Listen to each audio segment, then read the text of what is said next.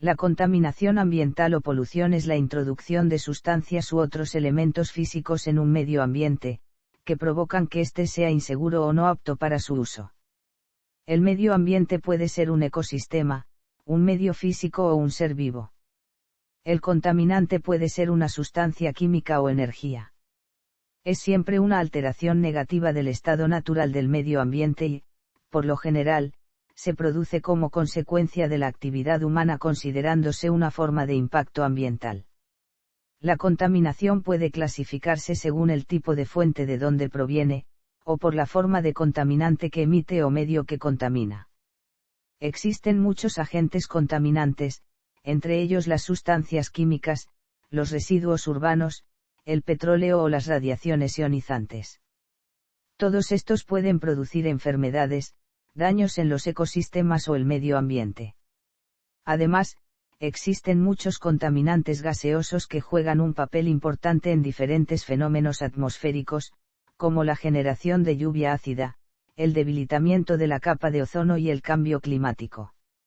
Hay muchas formas de combatir la contaminación, así como legislaciones internacionales que regulan las emisiones contaminantes de los países que se adhieren a estas políticas.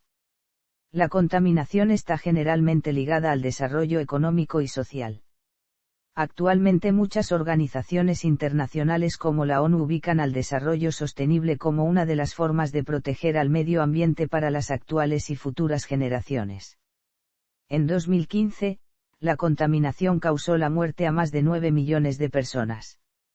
El último informe de la Organización Meteorológica Mundial señaló que en 2021 la concentración de CO2 en la atmósfera fue la más alta de la historia, con 419,7 ppm. Los países que más contribuyen al efecto invernadero a nivel mundial son China con 9,8 millones de toneladas de emisiones de CO2, Estados Unidos con 4,9 millones de toneladas de emisiones de CO2 e India con 2,4 millones de toneladas de emisiones de CO2. Alemania es el país europeo con las mayores emisiones de CO2 debido a su gran dependencia del carbón. Los desechos sólidos abandonados constituyen una molestia pública. Es un reto ya que afectan directamente la salud humana, los medios de subsistencia y el medio ambiente. La incorrecta gestión de estos genera obstrucción en los desagües y drenajes abiertos, invade los caminos, resta estética al panorama y emiten olores desagradables y polvos irritantes. Por esta razón, es un problema que concierne a todos los habitantes del planeta. Historia. Culturas antiguas. La contaminación del aire a pequeña escala siempre ha estado entre nosotros.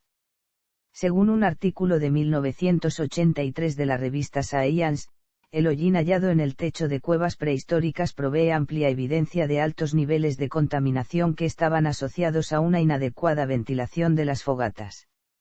El forjado de metales parece ser el momento de la aparición de contaminación del aire fuera del hogar. Según investigaciones realizadas sobre muestras obtenidas en capas de hielo de los glaciares de Groenlandia, se observan incrementos en la aparición de metales asociados a los periodos de producción de metales de las civilizaciones griega, romana y china. Estas observaciones se pueden hacer mediante el análisis de las burbujas de aire contenidas en las capas de hielo, comparando burbujas atrapadas en el hielo hace miles de años con muestras de la atmósfera actual, se obtienen las concentraciones para cada periodo. Cuanto más profundo es obtenida la muestra, más antiguo será el registro de la atmósfera.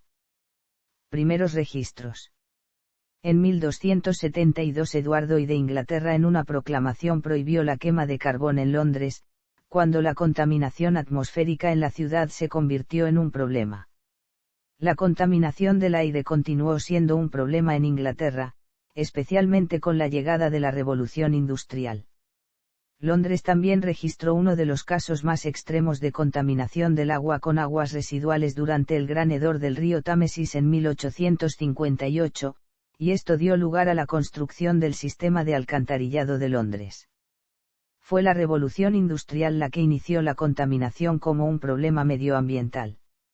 La aparición de grandes fábricas y el consumo de inmensas cantidades de carbón y otros combustibles fósiles aumentaron la contaminación del aire, ocasionando un gran volumen de vertidos de productos químicos industriales al ambiente, a los que hay que sumar el aumento de residuos humanos no tratados.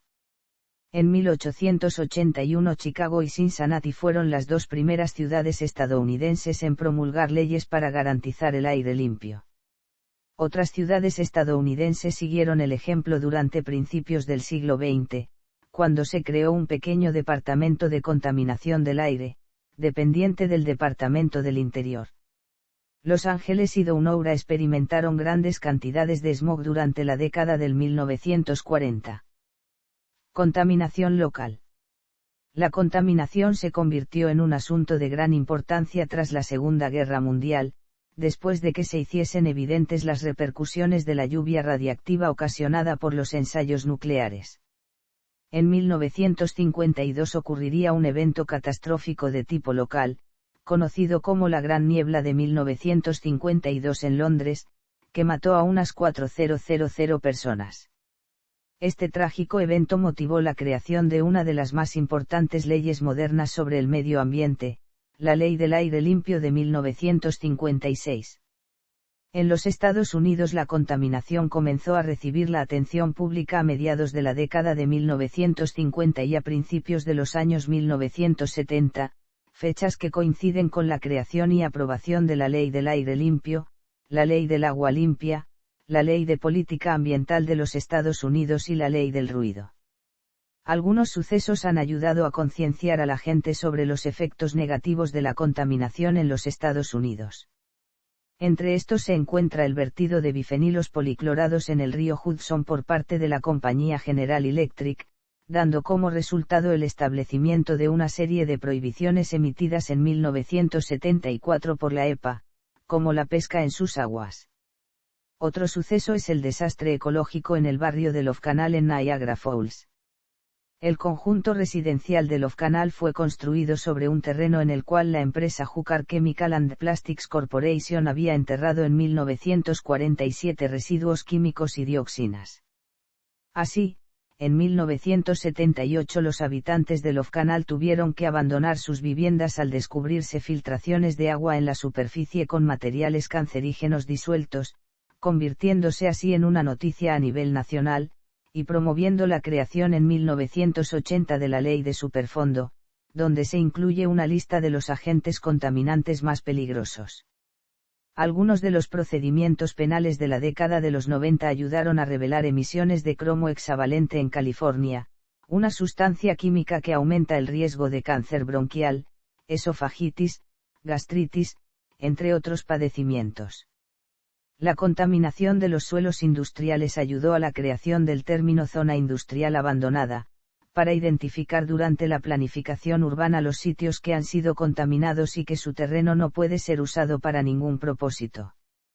Después de la publicación del libro Primavera Silenciosa de Rachel Carson, el DDT fue prohibido en la mayor parte de países desarrollados. Con el desarrollo de la ciencia nuclear apareció la contaminación radioactiva, la cual puede permanecer en el ambiente de manera letalmente radioactiva por millones de años. Los países dedicados a la experimentación y fabricación de armas nucleares producen desechos militares radioactivos, y en varios casos, el no haberlos depositado en lugares seguros ha causado desastres ecológicos. En las décadas de 1950 y 1960, cuando aún existía la Unión Soviética, los desechos radioactivos producidos por la instalación nuclear Mayak fueron arrojados en el lago Karachay y en el río Techa, ocasionando casos de leucemia en la población y afectando directamente a la provincia de Chelyabinsk. De acuerdo con el Borldwach Institute, el lago Karachay era el sitio más contaminado de la Tierra. En la Guerra Fría se realizaron ensayos con armas nucleares, algunas veces cerca de zonas habitadas y con mayor frecuencia durante las primeras etapas de investigación y desarrollo armamentístico. El impacto negativo que ha tenido la contaminación nuclear sobre las poblaciones, y el progresivo entendimiento de los efectos de la radiactividad en la salud humana, son también algunas de las dificultades que complican el uso de la energía nuclear. La posibilidad de que ocurra una catástrofe como en los accidentes de Three Mile Island y Chernóbil hace desconfiar al público. Uno de los legados de las detonaciones y ensayos nucleares, antes de que se instaurasen la mayoría de tratado de prohibición completa de los ensayos nucleares, prohibiciones y tratados nucleares, fue el considerable incremento de los niveles de radiactividad. Contaminación global. Catástrofes internacionales como el hundimiento en 1978 del petrolero Aamco Cádiz en las costas de Bretaña y el desastre de Bhopal ocurrido en 1984 han demostrado la universalidad de dichos eventos y la magnitud de ayuda requerida para remediarlos. La naturaleza sin fronteras de la atmósfera y los océanos ha dado como resultado que el problema de la contaminación sea considerado a nivel mundial, especialmente cuando se trata el asunto del calentamiento global. Recientemente ha sido utilizado el término contaminante orgánico persistente para describir un grupo de sustancias químicas entre los que se encuentran, los PBDE, los PFC, etc.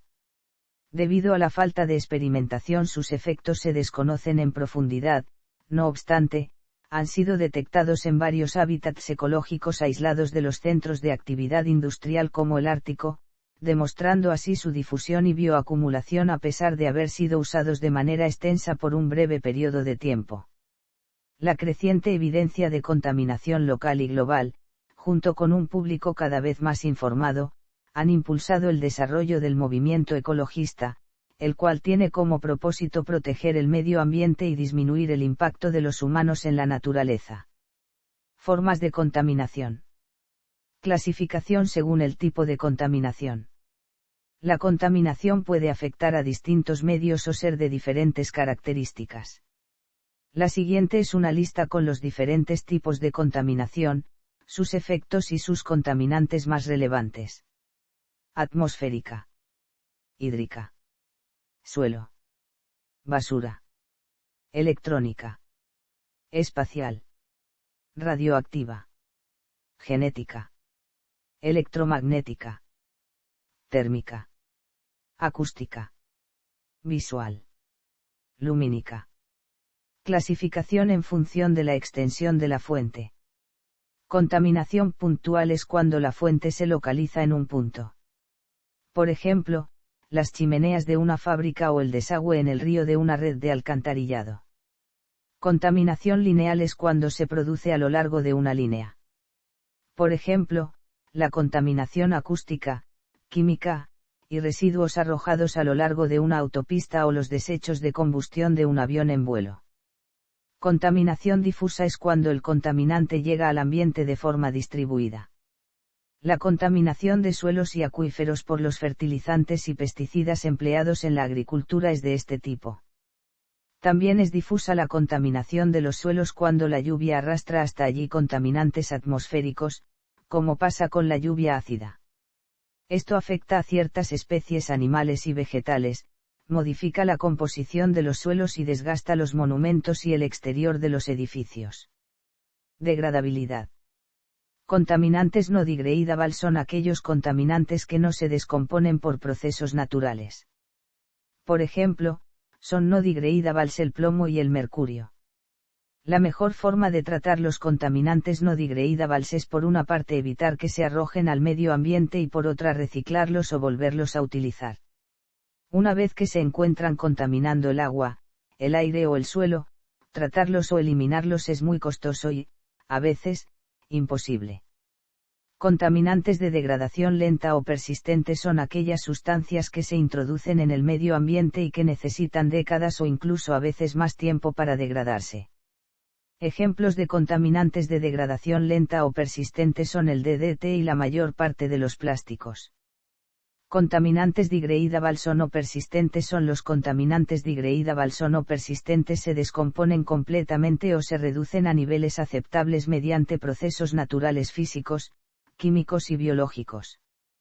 Contaminantes biodegradables son los contaminantes químicos complejos que se descomponen en compuestos químicos más sencillos por la acción de organismos vivos, se denominan contaminantes biodegradables. Ejemplo de este tipo de contaminación son las aguas residuales humanas en un río, las que se degradan muy rápidamente por las bacterias, a no ser que los contaminantes se incorporen con mayor rapidez de lo que lleva el proceso de descomposición. Agentes contaminantes. Existen diferentes tipos de contaminantes que pueden ser químico, físico o biológico, que se definen por sus distintos tipos a la presencia que se da en la contaminación, pero se ve que cada una es considerado como un agente contaminante. Vertido de residuos sólidos urbanos. Los residuos sólidos domésticos generan ingentes cantidades de desechos. Es prioritario compatibilizar el desarrollo económico y social con la protección de la naturaleza, evitando las agresiones a los ecosistemas vivos y al medio ambiente en general. Es sumamente necesario el reciclado o la minimización de residuos que evita el continuo consumo de materias primas agotables y su vertido contaminante en la naturaleza. Los vertederos comunes municipales son fuente de sustancias químicas que entran al medio ambiente del suelo, que emanan de la gran variedad de residuos aceptados, especialmente sustancias ilegalmente vertidas allí, o de vertederos antiguos de antes de los años 1970, cuando se implementaron ligeros controles en Estados Unidos o la Unión Europea. Ha habido también una inusual descarga de policlorodibenzodioxinas, comúnmente llamadas dioxinas por simplicidad, como la TCDD. Residuos orgánicos. Agentes químicos. En la actualidad, existen del orden de 70.000 productos químicos sintéticos, incrementándose cada año en unos 200 a 1000 nuevas sustancias químicas. Los efectos que producen estas sustancias en algunos casos son conocidos, pero en otros se sabe poco sobre sus efectos potenciales sobre los humanos y sobre el medio ambiente a largo plazo.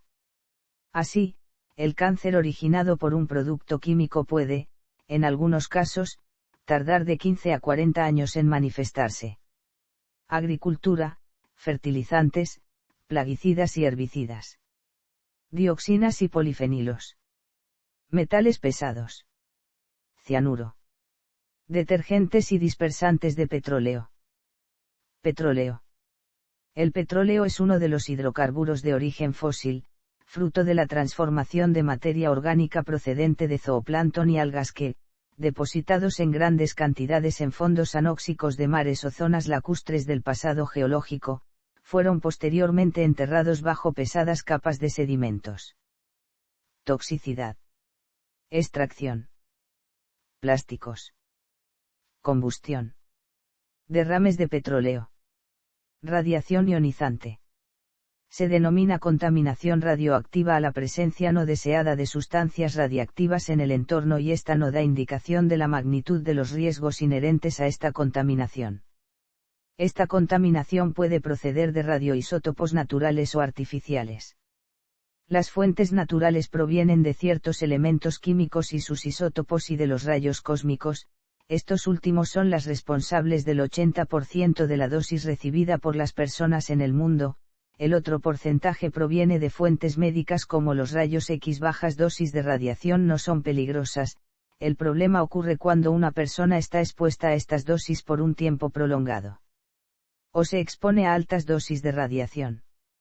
Las fuentes artificiales pueden provenir del derrame o accidentes en la producción o uso de radioisótopos, en menor medida la lluvia radioactiva proveniente de bombas atómicas y test nucleares. Otras fuentes son derrames o accidentes con radioisótopos provenientes de la medicina nuclear o el xenón que se libera durante el reprocesamiento nuclear de combustible nuclear ya usado. Otra es debido a accidentes en centrales nucleares. Niveles de contaminación. Efectos biológicos. Casos. Opinión pública. Gases contaminantes. Las emisiones del motor de los vehículos es una de las primeras causas de la contaminación del aire. China, Estados Unidos, Rusia, México y Japón son los líderes del mundo en las emisiones de contaminantes del aire. La contaminación del aire por la agricultura viene de la tala y quema de vegetación natural, también por el rociado de pesticidas y herbicidas. Gases de efecto invernadero. Gases supresores de la capa de ozono. Smog. Efectos humanos. La calidad del aire adverso puede matar a los organismos, incluyendo al hombre. La contaminación con ozono puede producir enfermedades respiratorias, enfermedades cardiovasculares, inflamaciones de garganta, dolor de pecho y congestión nasal. La contaminación causa muchas enfermedades y estas dependen del contaminante que las cause, Generalmente son enfermedades de los ojos y del aparato respiratorio como la bronquitis, el asma y el enfisema pulmonar. La contaminación del agua causa aproximadamente 14.000 muertes por día, la mayoría debido a la contaminación de agua potable por aguas negras no tratadas en países en vías de desarrollo. Un estimado de 700 millones de hindúes no tienen acceso a un sanitario adecuado, 1000 niños hindúes mueren de enfermedades diarreicas todos los días.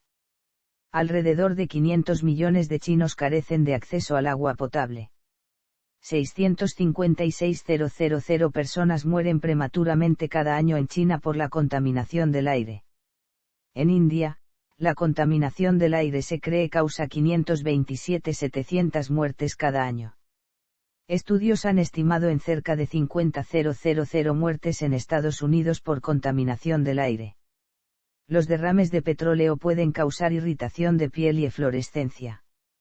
La contaminación acústica induce sordera, hipertensión arterial, estrés, y trastorno del sueño. El envenenamiento por mercurio ha sido asociado al trastornos del desarrollo en niños y síntomas neurológicos.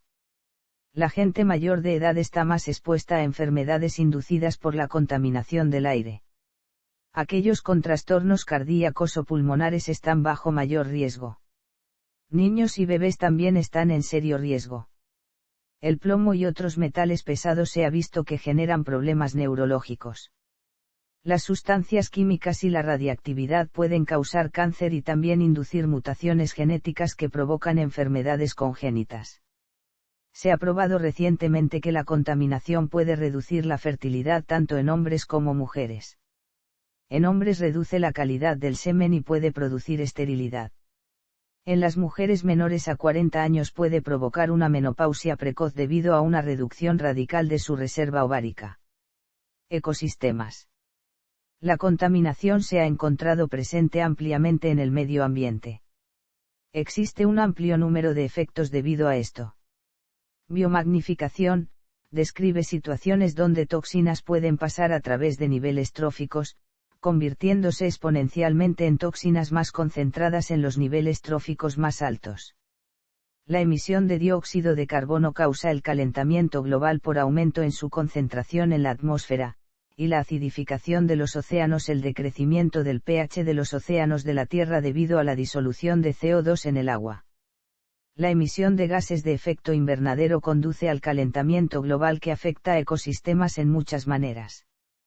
Especies invasoras pueden competir con especies nativas y reducir la biodiversidad. Plantas invasivas pueden contribuir con desechos y biomoléculas que pueden alterar el suelo y composiciones químicas de un entorno, o incluso reduciendo especies nativas por competitividad. Óxidos de nitrógeno son removidos del aire por la lluvia y fertilizan la tierra y pueden cambiar la composición de especies en un ecosistema. El smog y la neblina pueden reducir la cantidad de luz solar recibida por las plantas para llevar a cabo la fotosíntesis y conducir a la producción de ozono troposférico que daña a las plantas. El suelo se puede volver infértil e inviable para plantas. Esto afectará a otros organismos en la cadena trófica. Dióxido de azufre y óxidos de nitrógeno pueden causar lluvia ácida que baja el valor de pH del suelo y las aguas en donde se precipita. El enriquecimiento de un ecosistema acuático con nutrientes artificiales trae aparejado una eutrofización, que es un crecimiento desmedido de una especie, generalmente algas verdes unicelulares que afloran en forma desmedida ecosistemas acuáticos, impidiendo el desarrollo de otras especies tanto vegetales como animales.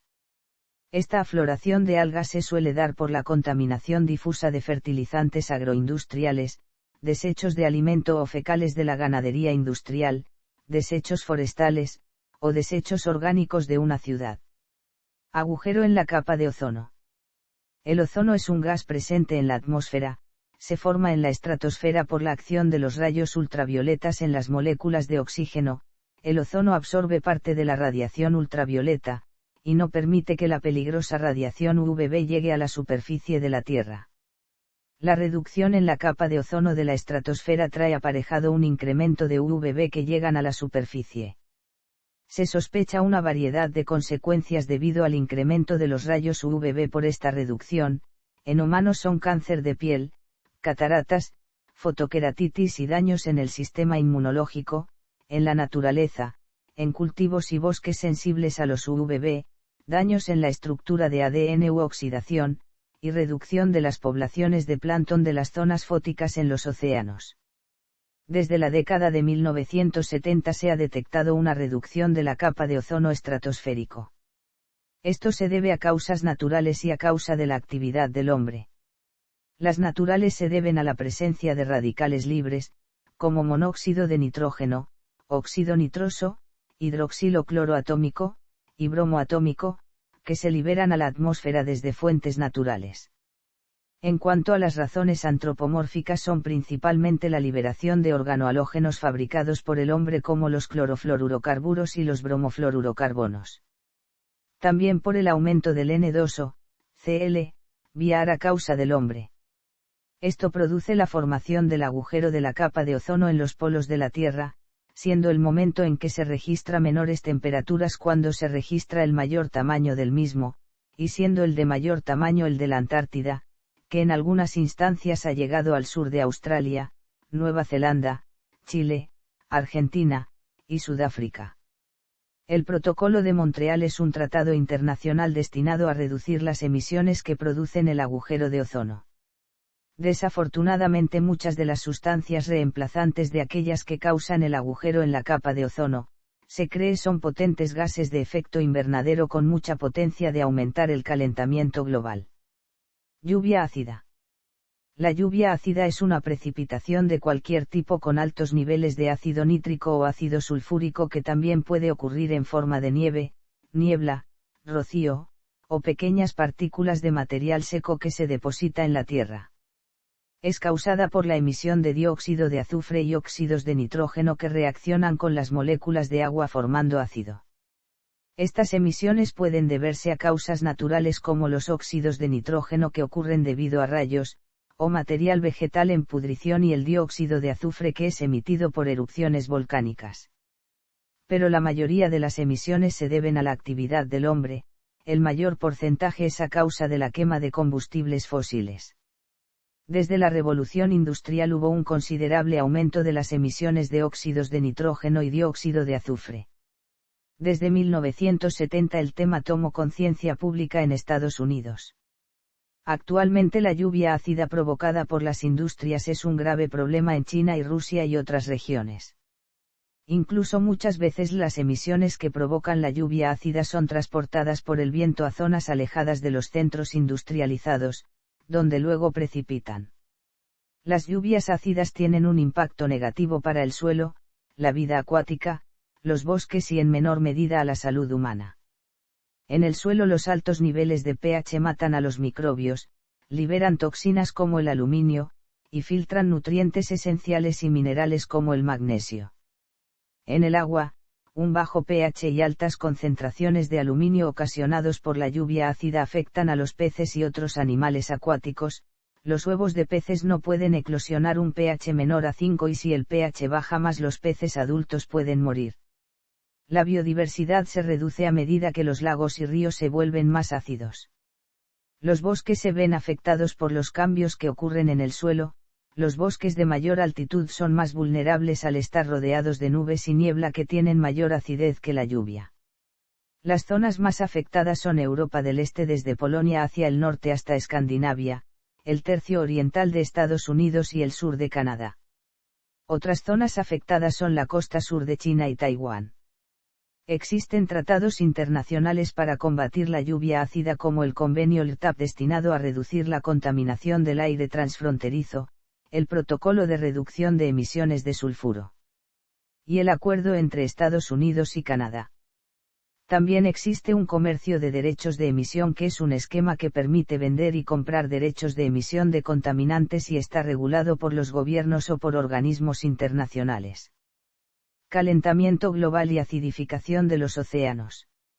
El dióxido de carbono, mientras que es vital para la fotosíntesis, es algunas veces contaminante, porque el aumento en la atmósfera de los niveles de este gas junto con otros gases de efecto invernadero está afectando al clima de la Tierra. Por ejemplo, en febrero de 2007, un informe del Panel Intergubernamental de Cambio Climático, representando el trabajo de 2.500 científicos, economistas y políticos de más de 120 países, dijo que el hombre ha sido la primera causa del calentamiento global desde 1950. La humanidad tiene un camino para cortar las emisiones de gas de invernadero y evitar las consecuencias del calentamiento global, concluyó el mayor informe climático. Pero para cambiar el clima, la transición desde combustibles fósiles como el carbón y el petróleo a fuentes renovables tiene que ocurrir en las próximas décadas, de acuerdo con el último informe del Panel Intergubernamental de Cambio Climático de Naciones Unidas. Para mitigar las emisiones de gases de efecto invernadero se necesita una cooperación conjunta de todos los países con pautas para la reducción de emisiones para cada país. Para este fin existe el Protocolo de Kioto. La alteración del medio ambiente puede poner en relieve la contaminación de zonas que normalmente se clasifican como separadas, como agua y aire. Por ejemplo, recientes estudios han investigado el potencial que tiene el aumento a largo plazo de los niveles de dióxido de carbono en la atmósfera, que causan un pequeño, pero crítico incremento en la acidificación de las aguas de los océanos, y los posibles efectos de estos sobre los ecosistemas marinos. Como por ejemplo el blanqueo de coral, la reducción de la calcificación perjudica a los mariscos como ostras y mejillones con grandes repercusiones sobre la pesca, y es incierto el efecto sobre otros ecosistemas. Combate contra la contaminación. Control de la contaminación. El término control de contaminación es usado en gestión ambiental. Y significa control de las emisiones y efluentes que se liberan al aire, agua y suelo. Sin un control de contaminación, desechos de consumo, calor, agricultura, minería, industrias, transporte y otras actividades del hombre, degradan y degradarán el medio ambiente. En la jerarquía de los controles, la prevención de contaminación y la minimización de residuos son preferibles que el control de contaminación en sí. Las técnicas y prácticas utilizadas para reducir o eliminar las emisiones contaminantes dependen del agente contaminante que se quiera atacar. La educación desde un nivel inicial debe ser sobre la contaminación, sus consecuencias y formas de evitarla.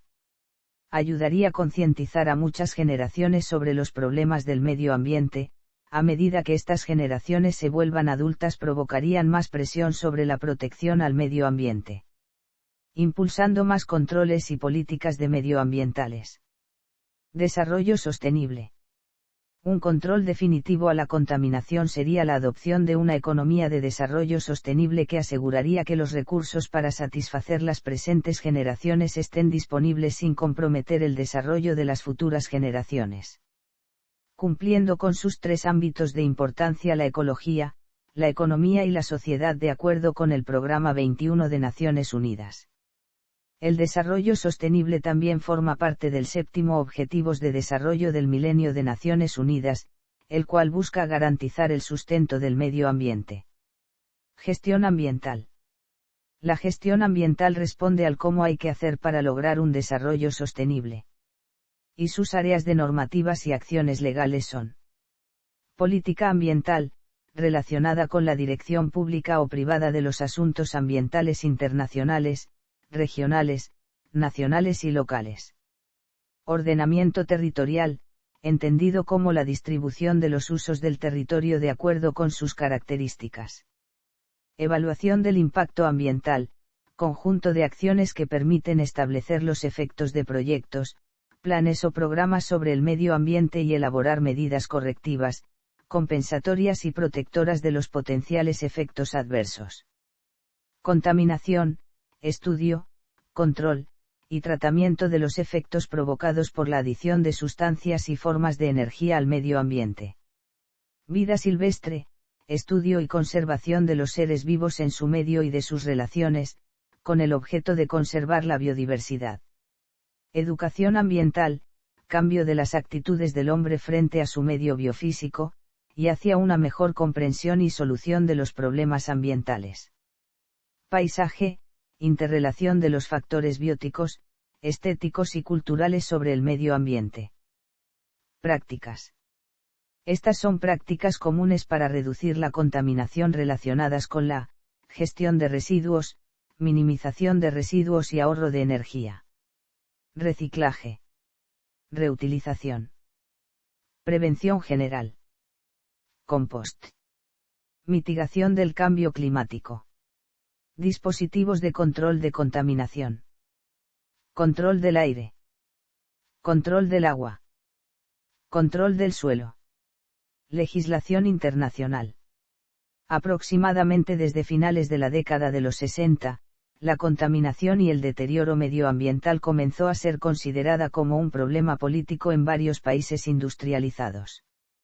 Como consecuencia de la toma de conciencia y de la preocupación que se fue generando, muchos países fueron introduciendo una legislación medioambiental y sobre la década de los 80 se crearon agencias de protección medioambiental en distintos países así como en organizaciones internacionales como la ONU. Ya desde los primeros planteamientos que se realizaron sobre la necesidad de una acción internacional conjunta de protección del medio ambiente, muchos países subdesarrollados manifestaron su preocupación porque las medidas de protección medioambiental podrían frenar el necesario crecimiento económico e industrial que precisaba su población. Se vio que la industrialización había resuelto las necesidades de la población de los países desarrollados y ahora estos podían permitirse expresar su preocupación medioambiental mientras que los subdesarrollados no podían todavía. Así, la introducción de legislaciones de protección medioambiental en algunos países desarrollados a principios de los 70 representó una cierta ventaja para algunos países subdesarrollados, pues las nuevas plantas industriales de sustancias químicas se establecieron en esos países subdesarrollados que tenían una legislación más permisiva y que suponía un menor gasto en equipamiento para controlar la contaminación. Accidentes como el de Bhopal, en la India, donde en diciembre de 1984 murieron 18.000 personas en un escape en una planta de isocianato de metilo, demostraron la necesidad de disponer de medidas anticontaminantes en todas las plantas. Protocolo de Kioto. El Protocolo de Kioto es un protocolo de la CNUC. Este es un tratado internacional que busca combatir el calentamiento global. La CNUC es un tratado internacional medioambiental que busca estabilizar las concentraciones de gases de efecto invernadero en la atmósfera a niveles que prevengan el calentamiento global antropomórfico en el sistema climático. El protocolo fue inicialmente adoptado el 9 de diciembre de 1997 en Kioto, Japón, y entró en vigor el 16 de febrero de 2005 y tiene vigencia hasta fines del 2012. Para agosto del 2009, 191 estados han ratificado el protocolo.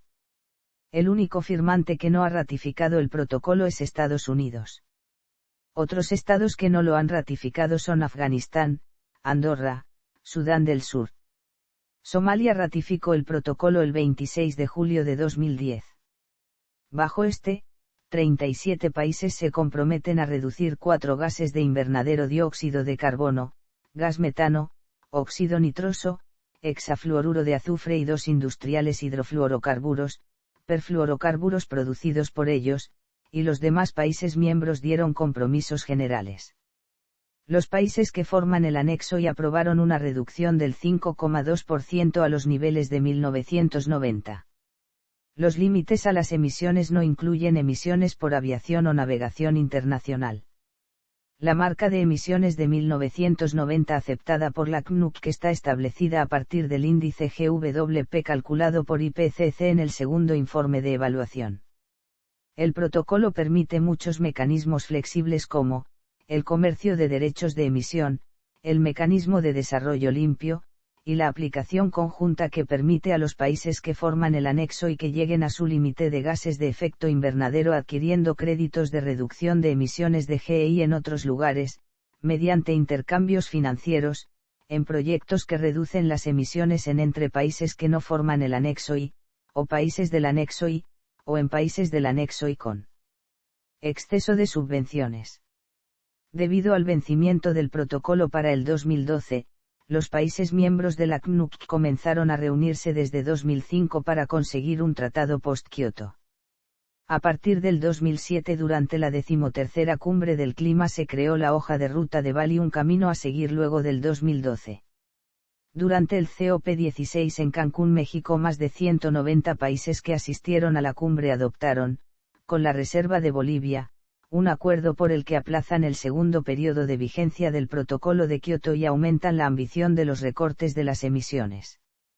Y se decidió crear un Fondo Verde Climático dentro de la Convención Marco que contará con un consejo de 24 países miembros.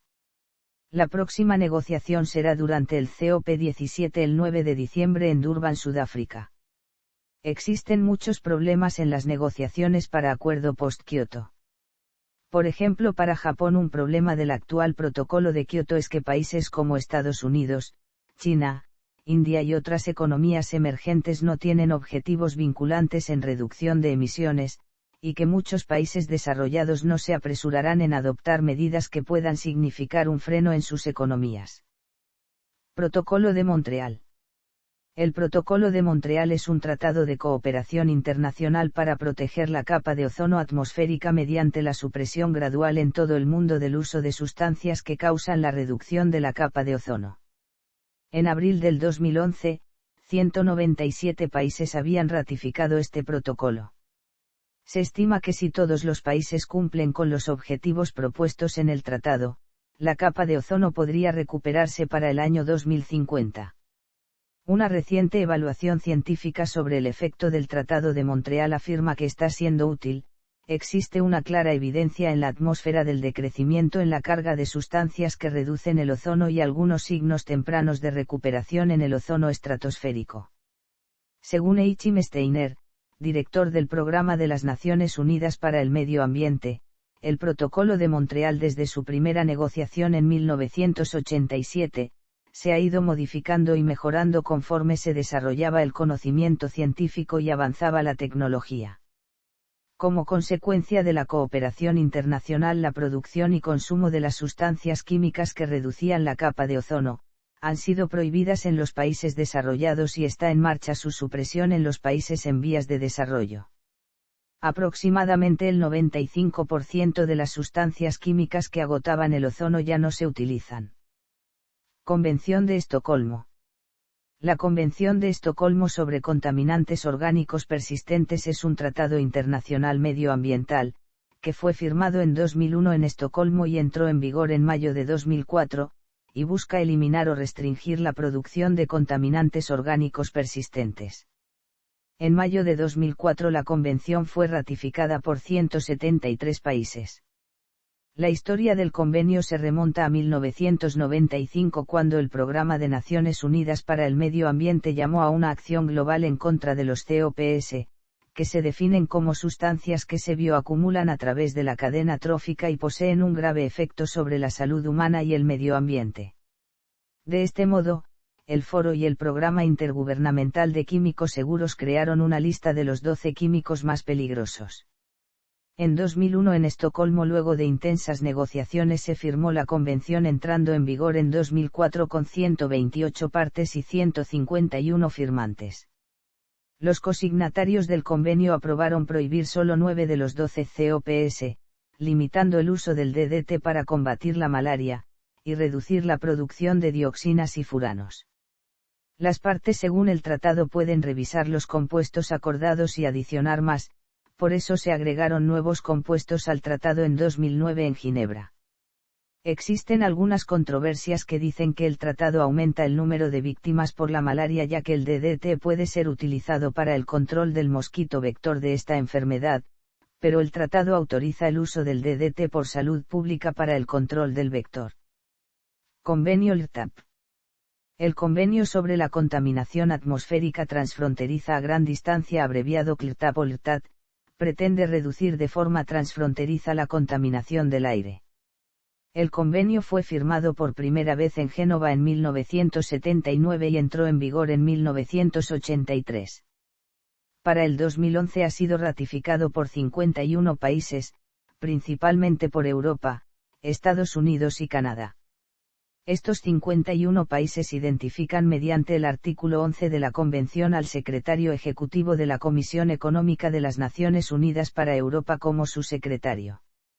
El convenio LTAT ha sido desarrollado en 8 protocolos que identifican las medidas a llevar a cabo para reducir la contaminación del aire. El objetivo del convenio es limitar y gradualmente reducir la contaminación del aire en los países firmantes desarrollando políticas y estrategias para combatir la liberación de contaminantes del aire. Las partes del convenio se reúnen todos los años y forman un cuerpo ejecutivo que monitorea el trabajo y planea futuras políticas. La historia del LTAD se remonta a 1960, cuando un estudio probó la relación entre las emisiones de sulfuro de Europa continental y la acidificación de los lagos de Escandinavia. En 1972 en la Conferencia de Naciones Unidas sobre el Hombre y el Medio Ambiente que tuvo lugar en Estocolmo comenzó la cooperación internacional para combatir la acidificación.